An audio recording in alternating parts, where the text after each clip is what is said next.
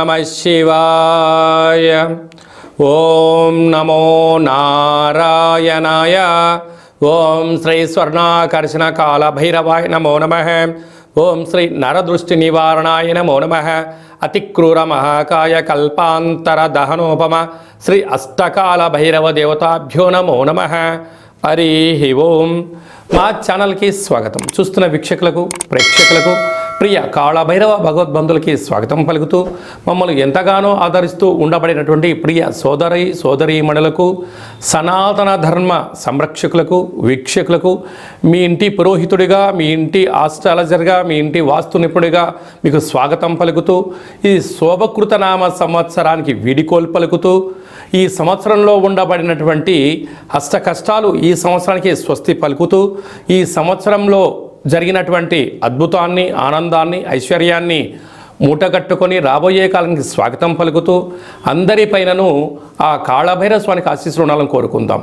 మనకు 1వ తారీఖు 4వ నెల 2024 నుండి 8/4/2024 వరకు అనగా సంవత్సరానికి వీడుకోలు పలుకుతూ ఆదివారం రోజు మాస శివరాత్రి, సోమవారం పూట సోమవతి అమావాస్య సందర్భంగా మనం అందరం ఎలాంటి విధి విధానాలు పాటించడం వలన ఈ కష్టాలకు స్వస్తి పలుకుతూ రాబోయే కాలానికి శోభకృతనామ సంవత్సరానికి స్వాగతం పలుకుతూ ఎలాంటి ఐశ్వర్యాన్ని, ఎలాంటి ఆనందాన్ని పొందాలో ఈ వీడియోలో సవివరంగా సంపూర్ణంగా తెలుసుకుందాం. ద్వాదశ రాశుల్లో గ్రహ గమనాన్ని కూడా ఒకసారి వీక్షింపచేద్దాం.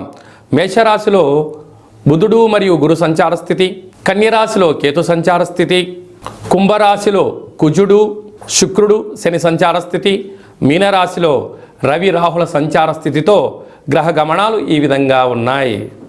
మిథున రాశి వారికి అర్ధాష్టమ కేతు సంచార స్థితి జరగడం వలన ఈ మౌని అమావాస్య రోజున చాకలి వారికి చిత్రవర్ణమైనటువంటి వస్త్రాలు, చిత్రవర్ణమైన గాజులను ఏర్పాటు చేసుకొని గృహంలో కులదేవతలకు, ఇష్టదేవతలకు పూజ చేసుకొని వారితో దిష్టి తీయించుకొని అలాగనే గ్రామదేవత దగ్గర బొట్టు పెట్టి కొబ్బరికాయ కొట్టి పలహారాలు ఏర్పాటు చేసి వీరికి ఆ చిత్రవర్ణం కలిగినటువంటి దానం చేయడం వలన వృత్తులు, ఉద్యోగాలు, వ్యాపార రంగ కార్యక్రమాల్లో కష్టాలన్నీ తొలగిపోయి ఐశ్వర్యం వాళ్ళ సొంతమవుతుందని చెప్పి గమనించాలి. ఈ తెలుగు సంవత్సరాది చివరి మాస శివరాత్రి సోమవారం అమావాస్య, సోమవతి అమావాస్య సందర్భంగా మనము ఈ సంవత్సరంలో ఉన్న కష్టాలను ఎలా స్వస్తి పలుకుతూ ఎలా స్వాగతం పలకాలి అన్నట్లయితే వీలైనంత వరకు గృహాన్నంతా శుద్ధి పెట్టుకొని వీలైతే పెయింట్స్ కానీ రంగులు కానీ వేయించేసుకొని నూతన వస్త్రాలు మనం ఏర్పాటు చేసుకోగలగాలి. అదే కాకుండా ఆదివారం రోజు మాస శివరాత్రి మహాదేవుడికి యథాశక్తిగా పంచామృతములతో, గరికెతో, నవధాన్యాలతో యథాశక్తిగా అభిషేకం చేసుకోవడం. ఎందుకనగా మహాశివరాత్రి అంటే వెళ్ళినటువంటి వచ్చేటువంటి మొట్టమొదటి మాస శివరాత్రి అవ్వడం, తెలుగు సంవత్సరాదిలో శోభకృతి నామ సంవత్సరంలో చివరి మాస శివరాత్రి అవ్వడం, అలాగనే చివరి అమావాస్య అవ్వడం. అంటే మనము ఈ చివరి అమావాస్య అవగానే మనం ఏం చేస్తూ ఉంటామయ్యా అంటే మనకు పొలాల అమావాస్య అని, కొత్త అమావాస్య అని, అంటే ఒక్కొక్క ప్రాంతంలో ఒక్కొక్క రకమైన పేర్లు పిలవడం జరుగుతూ ఉంటుంది. కనుక ఎవరి ఆశీస్సులు మనకు ఉండలేకపోయినా పితృదేవతల యొక్క ఆశీస్సులు మనకు శ్రీరామ రక్ష, గ్రామ దేవతల యొక్క రక్ష మనకు శ్రీరామ రక్షగా భావించగలగాలి. ఎందుకనగా ఒక ఇంటికో పెద్ద ఎలా ఉంటాడో ప్రతి గ్రామానికి గ్రామదేవత పెద్దమ్మ తల్లి ఉంటుంది. రాయలసీమ ప్రాంతంలోనేమో పోలేరమ్మని, ఎల్లమ్మని, పోచమ్మ అని చెప్పుకుంటూ ఉంటాం. అదే మనం ఆంధ్ర వైపు వచ్చామనుకోండి నూకాలమ్మని, పెద్ద పెద్ద కార్యక్రమాలు అమ్మవారికి జరుగుతూ ఉంటాయి. మనకు తెలంగాణ రాష్ట్రానికి వచ్చేటువంటి లోపల మైసమ్మని, నల్లపోచమ్మని, విశేషంగా బంగారు మైసమ్మ అని చెప్పి పెద్దమ్మ తల్లి అంటాడు. అంటే ప్రాంతం ఏదైనా భావము ఒక్కటే, అమ్మవారు సహస్రాది రూపాలలో ఉంటారు. కనుక అమావాస్య రోజున తెలుగు సంవత్సరానికి అమావాస్యకు వీడుకోలు పలుకుతూ ఈ సంవత్సరంలో జరిగినటువంటి ఆటంకాలంతనూ కూడా తొలగింపజేసే శక్తి ఈ యొక్క కొత్త అమావాస్య అంటారు. అంటే కొత్త సంవత్సరానికి మనం స్వాగతం పలకబోతూ పాత సంవత్సరానికి వీడుకోలు పలుకుతూ ఈ కొత్త అమావాస్య రోజు మనం ఏం చేయాలి అన్నట్లయితే గతించినటువంటి పెద్దవారి యొక్క స్మరణ, వారి పేరు పైన మనము పశువులకు కానీ బ్రాహ్మణులకు కానీ స్వయం పాకం దానం ఏర్పాటు చేయడం. రెండవది కులదేవతలు. ఇష్టదేవతలు, గ్రామ దేవతల యొక్క పూజ. అందుకే ఇలాంటి కాల సమయంలో మనం ఏం చేయగలగాలి అన్నట్లయితే ఇంటినంతా శుద్ధి పెట్టుకొని ఇంటి గుమ్మాలకు కానీ సింహద్వారాలకు కానీ శ్రీరామ అనేటువంటి అక్షరాలను రాసుకోవడం, స్వస్తికి రాయడం, అలాగనే ఇంట్లో పూజామందిరంలో దేవతల్ని శుద్ధి పెట్టుకొని అఖండమైన దీపాన్ని ఆ ఒక్క పూట పెట్టుకొని, మనకు పులగము అంటాం రాయలసీమ ప్రాంతంలో, అలాగే మనకు తెలంగాణకు వచ్చినప్పుడు కిచిడి అంటారు, ఆంధ్ర ప్రాంతానికి వచ్చినప్పుడు పులిహోర అంటాం. అంటే ఒక్కొక్క ప్రాంతంలో ఒక్కొక్క రకం అంటే ఉడికేటువంటి అన్నంలో అంటే బియ్యంలో పెసరపప్పు కొద్దిపాటి పసుపును వేసి అన్నాన్ని ఉడికింపచేసి తెల్ల నువ్వుల పచ్చడిని ఏర్పాటు చేసుకొని, అలాగనే గారెలు, బూరెలు, ఉండ్రాళ్ళు, భక్ష్యాలు లాంటివి చేసుకొని కులదేవతలకు నైవేద్యంగా పెట్టి గతించిన పెద్దవారికి నైవేద్యంగా ఏర్పాటు చేసుకొని, అవన్నీ ఏర్పాటు చేసుకొని ఒక కొత్త చీరే, 2 జాకెట్ పీసులు, గాజులు, పూలు, పళ్ళను ఏర్పాటు చేసుకొని మన ఇంట్లో అంటే మన ప్రతి గ్రామంలో చాకలి వాళ్ళు ఉంటారు, వారిని పిలిచి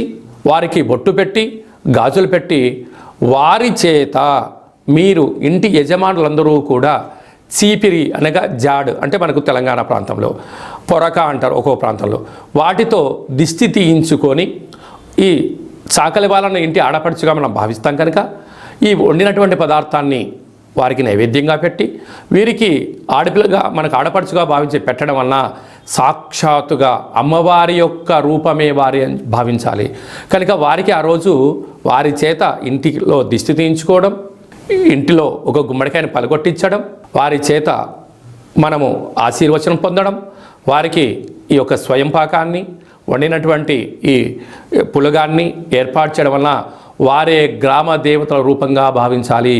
ఇచ్చి ఏర్పాటు చేసినట్లయితే మనకు పట్టినటువంటి శని, మనకు పెట్టినటువంటి దరిద్రము సర్వము తొలగిపోయి సంపూర్ణంగా ఐశ్వర్యానికి రాబోయే సంవత్సరానికి స్వాగతం పలుకుతారని చెప్పి గమనించాలి. వీలైనంత వరకు చాకలి వాళ్ళతో దిష్టి తీయించుకోవాలి. మన తెలంగాణ ప్రాంతంలో చాకలి వారిని మడేలా అని మరొక పేరు కూడా ఉంటుంది. మడేలతో దిష్టి తీయించుకుంటే మండెము కూడా ఒక వజ్రం అవుతుందని చెప్పి మనకు సామెత ఉంటుంది. అదే రాయలసీమ ప్రాంతంలో చాకలి వారు ఇంట్లో తుడిస్తేనే దరిద్రం పోయి లక్ష్మీదేవికి స్వాగతం మనం పలుకుతుంది అని చెప్పి గలుపుతారు. అదే ఆంధ్ర ప్రాంతంలో చాకలి వారికి దానం చేయడం వలన ఐశ్వర్యం మన సొంతం అవుతుందని చెప్పి పెద్దవారి యొక్క నానుడి కూడా. కనుక వీలైనంత వరకు ఆ ప్రయత్నం చేయండి. అలా కుదరలేనటువంటి ఎవరు ఉన్నట్లయితే ఈ కింది నెంబర్ సంప్రదించినట్లయితే మన యొక్క నరదృష్టి నివారణ దేవాలయంలో చాకలి వారితో మీకు దిష్టి తీయించి మీకు ఐశ్వర్యానికి స్వాగతం పలికే ఏర్పాట్లు చేయడం జరుగుతుంది. కనుక ఈ సంవత్సరానికి వీడుకోలు పలుకుతూ కొత్త అమావాస్య రోజున అమ్మవారిని స్మరిస్తూ గ్రామ దేవతల యొక్క ఆశీస్సులు పొందగలరు అనేది చిన్న విన్నపం. కనుక అందరికీ ఈ సంవత్సరంలో కష్టాలన్నీ ఇక్కడికే ఫుల్ స్టాప్ అయిపోయి రాబోయే సంవత్సరంలో స్వాగతం పలకాలని గ్రామ దేవతల్ని కోరుకుందాం. ఇంకనూ మనం విజయం సాధించగలగాలి అన్నట్లయితే ఈ యొక్క పాత్రను ఒకసారి మీరు గమనించినట్లయితే ఇది ఒక కంచు పాత్ర, కాళభైరవ స్వామి వారి యొక్క అక్షయ పాత్ర అంటారు. ఈ యొక్క పాత్రలో 12 రాసులను అచ్చు వేయడం జరుగుతుంది. ఈ పాత్రతో ఉపయోగాలు ఏమిటయ్యా అనగా కంచు మోగినట్టు కనకంబు మోగదు గదరా సుమతి అని చెప్పి సుమతి శతకంలో చెప్పినట్టుగా ఈ యొక్క పాత్రను మనం ఇంట్లో ఉంచుకోవడం వలన ఇలా ఒకసారి శబ్దం చేసినట్లయితే ఓంకారనాదం రావడం జరుగుతుంటుంది. ప్రణవం ఓంకారం అంటే మనం ఏ పని ప్రారంభించినా ఓం అనే శబ్దంతోనే ప్రారంభిస్తాం. ఈ యొక్క శబ్ద తరంగాలు ఇంట్లో ప్రసరించడం వలన అందులో ఈ కొత్త అమావాస్యకు స్వాగతం పలుకుతూ మనం చేయడం వలన ఇంట్లో ఉండబడినటువంటి జ్యేష్ఠాదేవి, దుష్టశక్తులు, తాంత్ర ప్రయోగాలు తొలగిపోయి ఐశ్వర్యం కలిగినటువంటి మహాలక్ష్మీదేవి అమ్మవారు మన ఇంట్లోకి స్వాగతం పలుకుతుంది. ఎలాగో ఒకసారి చూద్దాం.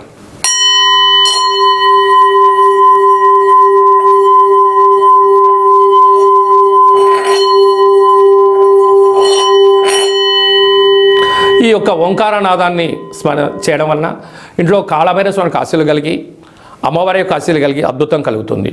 ఈ ఆసక్తి గలవారు ఈ అక్షయ పాత్రను ఎవరైతే సొంతం చేసుకుంటారో వారందరికీ కష్టాలు తొలగిపోయి ఐశ్వర్యం, నరదృష్టి, శత్రు ప్రభావాలు, తాంత్రిక ప్రయోగాలు తొలగిపోయి వ్యాపార ఆకర్షణ, జనాకర్షణ, వివాహం కాని వారికి వివాహము, సంతానం లేని వారికి సంతానము, ధనం కావాలనుకున్న ధనము, విదేశాన వెళ్ళాలి అనుకున్న వారు ఏదైతే కోరుకుంటారో అవన్నీ కాళభైరవుడు స్మరిస్తేనే ఇవ్వడం జరుగుతుంది. మీకు ఈ యొక్క అక్షయ పాత్రతో పాటు పిరమిడు, డాలరు, కంకణము మీకు ఏర్పాటు చేస్తూ పూజా కార్యక్రమాన్ని ప్రత్యక్ష ప్రసారంగా చూపించడం జరుగుతుంది. మీ పేరుపైన 41 రోజులు కూష్మాండ దీపాన్ని కూడా పెట్టడం జరుగుతుందని చెప్పి గమనించాలి. మీ వ్యక్తిగత జాతకం తెలుసుకోవాలనుకుంటున్నారా? మీ యొక్క పేరు, పుట్టినటువంటి తేదీ, నెల, సంవత్సరం, సమయం రాసి మీరు వాట్సాప్లో పంపించగలిగినట్లయితే సంపూర్ణమైనటువంటి జాతకాన్ని 100 సంవత్సరాల జాతకాన్ని వ్రాసి పంపించి మీరు పుట్టినప్పుడు గ్రహ గమనాలు ఎలా ఉన్నాయి, ప్రస్తుతం ఎలా ఉండబోతున్నాయి, రాబోయే కాలంలో ఎలా మారబోతున్నాయో సవివరంగా సంపూర్ణంగా తెలియజేయడం జరుగుతుంది. అలాగనే చాలామందికి డేట్ ఆఫ్ బర్త్లు ఉండవు. మీ పేరు యొక్క మొదటి అక్షరాన్ని అనుసరిస్తూ రాశిని తెలియజేస్తూ గ్రహ గమనాల పరిస్థితిని వివరిస్తూ రమణ శాస్త్రం ద్వారా అనగా గవ్వళ ద్వారా భూత, భవిష్యత్, వర్తమానాన్ని కాళభైరవ ఉపాసన చేత తెలియజేయడం జరుగుతుంది. ఆసక్తి గలవారు, జ్యోతిష్యం తెలుసుకోవాలనుకుంటున్నవారు, జ్యోతిష్యం అనగా భవిష్యత్తుని ముందే అంచనా వేయడం, దానికి అనుకూలంగా ముందుకెళ్ళడం కనుక తెలుసుకొని మిమ్మల్ని ముందుకు తీసుకెళ్లే ప్రయత్నం జరుగుతుంది. కనుక ఆసక్తి గలవారు ఈ కింది నెంబర్ సంప్రదించి వాట్సాప్ ద్వారా, ఆన్లైన్ ద్వారా, ఆఫ్లైన్ ద్వారా అపాయింట్మెంట్ తీసుకొని సంప్రదించగలరు. అలాగనే భార్యాభర్తల మధ్య తరచూ గొడవ పడుతున్నారా? పోలీస్ స్టేషన్లు గొడవలు మనశ్శాంతి లేని జీవితం పొందుతున్నారా? మీకు కాళభైరవ స్వామి యొక్క ఆశీల చేత పేరులో స్వల్పమైన మార్పు చేత చిన్న చిన్న ఆచరణల ద్వారా మీకు ఉండబడినటువంటి ఆటంకాలు తొలగిపోయి ఐశ్వర్యం కలగాలని సలహాలు సూచనలు జరుగుతుంది. మీ అబ్బాయి కానీ అమ్మాయి కానీ ఎంత ప్రయత్నం చేసినా వివాహం కుదరట్లేదా? వచ్చినటువంటి సంబంధంలో అమ్మాయి జాతకంలో ఏమన్నా గండాలు, దోషాలు ఏమైనా ఉన్నాయా? అంటే మన అబ్బాయి యొక్క జాతకంలో కానీ మన అమ్మాయి యొక్క జాతకంలో ఎలాంటి యోగాలు ఉన్నాయో కూడా మీకు తెలియచేయడం జరుగుతుంది. కనుక అందరికీ ఈ సంవత్సరానికి వేడుకోలు పలుకుతూ ఈ కొత్త అమావాస్య రోజున కాళికామాత కాళభైరవ యొక్క ఆశీస్సులు పొందాలని కోరుకుంటూ ఆశీర్వచనం. ఓం కాళకాలాయ విద్మహే కాళాతీతాయ ధీమహి తన్నో కాళభైరవ ప్రచోదయాతు. శతమానం భవతి శతాయు పురుష సతేంద్రియ ఆయుష్యేవేంద్రియే ప్రతిష్టతి. ధనం ధాన్యం బహుపుత్రలాభం. 100 సంవత్సరం దీర్ఘమాయు. మహా అమావాస్య, మౌని అమావాస్య, దేవత కాళికా దేవత, కాళభైరవ దేవత అర్పణమస్తు. ఈ వీడియో మీకు నచ్చినట్టయితే లైక్ చేయండి, షేర్ చేయండి, మా ఛానల్ని సబ్స్క్రైబ్ చేసుకోండి. మేము చేస్తున్న వీడియోలో మీకు ముందస్తుగా నోటిఫికేషన్ రావాలి అన్నట్టయితే గడ్డ సింబల్ ప్రెస్ చేయండి, అలానే బటన్ కూడా తెలియచేయండి.